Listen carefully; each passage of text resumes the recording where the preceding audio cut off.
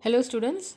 According to the reduced syllabus of your class 8th, there won't be the chapter number 5, which is the Greek, Roman, and the American civilization. Okay, so we will be moving on to the next chapter, which is chapter number 6, which is the rise of Jainism and Buddhism. And I'm sure that you are all aware of these religions, right? Jainism and Buddhism.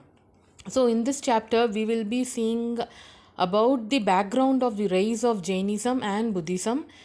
What is Jainism and what is Buddhism? Then the principles, what they have been following in these religion, and how the spread made in India and all over the world. Okay, so let us move on in detail about these. India is a land of many cultures and religions, as you all know about that, right? So this diverse culture is nourished by various religions.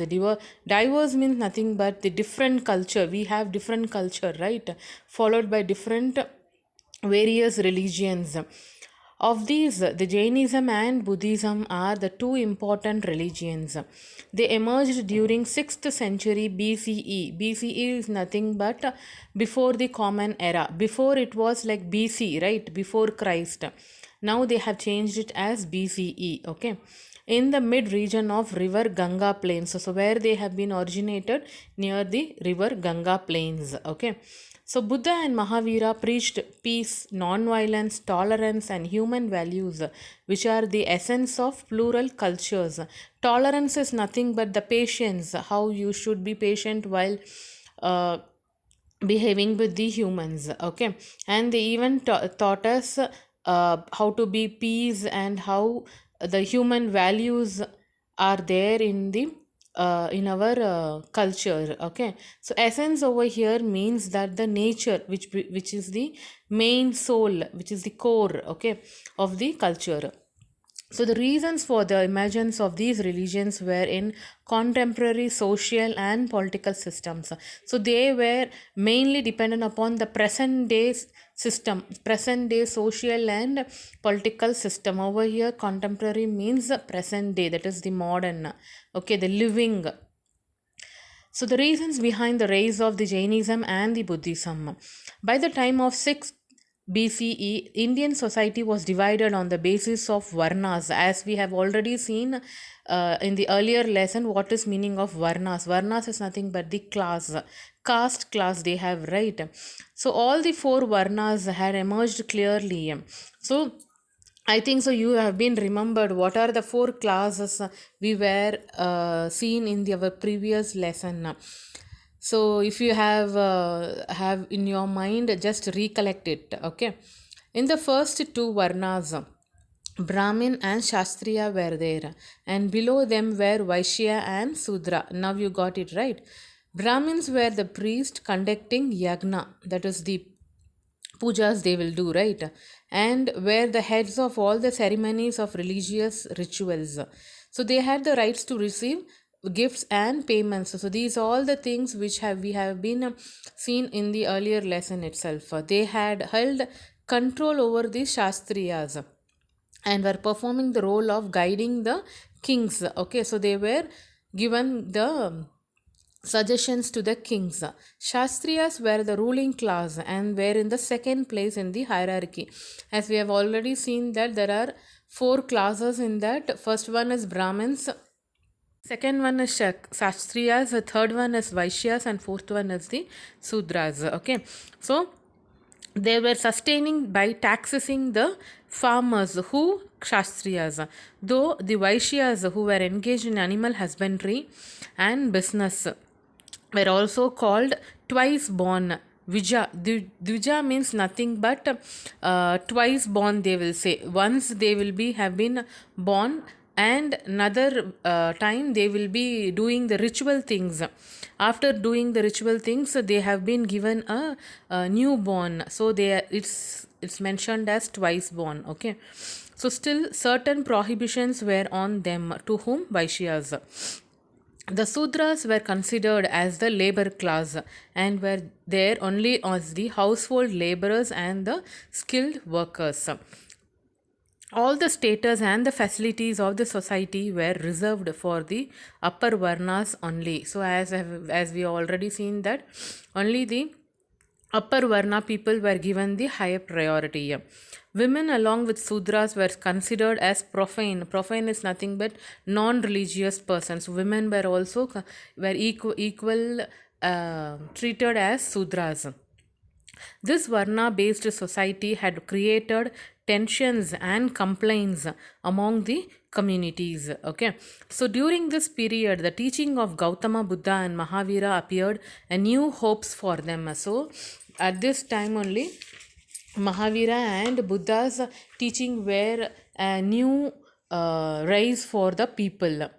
So, in the most of the ancient times, the contemporary agricultural practices and the rise in the food production play a major role in profound changes to occur in the political and the religious systems.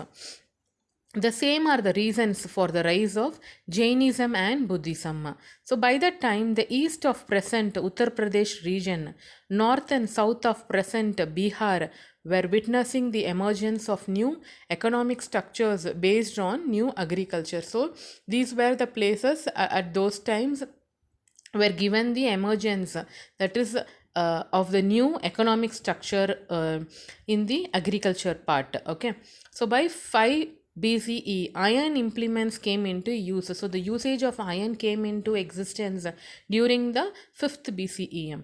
With the iron blades in them, plows become more effective and were driven by the oxen. Oxen is nothing but the bullocks, so they were used for plowing. Okay, so in order to improve the food production, the use of oxen were inevitable. The oxen were sacrificed during religious rituals which brought down their number. So even the oxen were killed because of the religious rituals. Okay, so because of that their number have been decreased.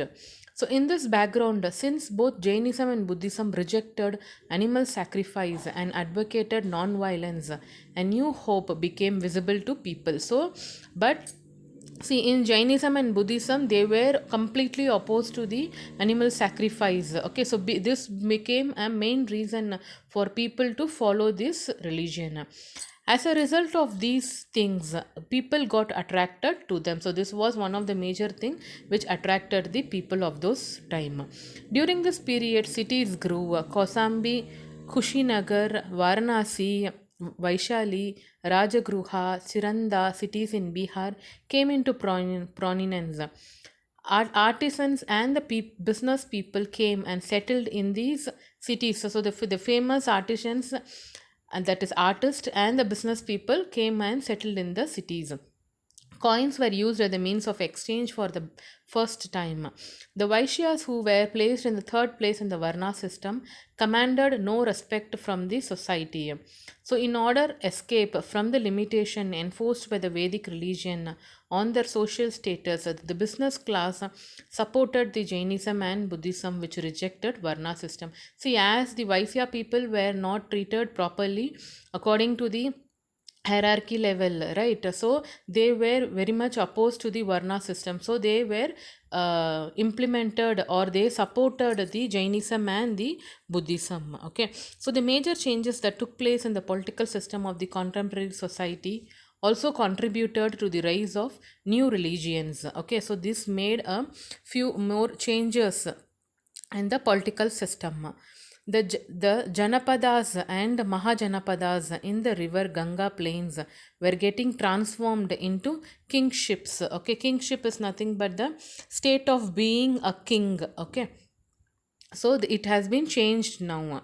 The new kings from these Janapada communities were looking for a way out to break the hegemony of the Vedic religion. Hegemony means nothing but the rule or the leadership. Okay, so they break the rule of that hegemony, okay, of the Vedic religion. So they accepted the philosophy of Buddha and Mahavira, who preached the futility of war and supported non-violence. So the futility means the uselessness of war. Okay, so as they follow non-violence, right? So they thought that the war is to be a useless thing. So the religions of Buddha and Mahavira identified the desire as a main reason for all the human hardships. Okay, so they found out the what the people needed, what the people wanted. Okay, hardship is nothing but the need of the human. Okay, so they find out what the people's need, so they gave a call to overcome them. So they supported the simple living without accumulation too much wealth. So they their only main intention was to uh, be the satisfaction of the human beings. They rejected luxurious life and advocated peaceful and moral family life. So they rejected all the luxurious life. Okay. So instead of Sanskrit, they preached the people in their own language, Pali and Prakrit. So these were the two main languages which have been followed by Mahavira and the Buddha. So they offered new path to the people by rejecting the Vedic religion. So they intended the people to follow in a new path, rejecting the Vedic religion.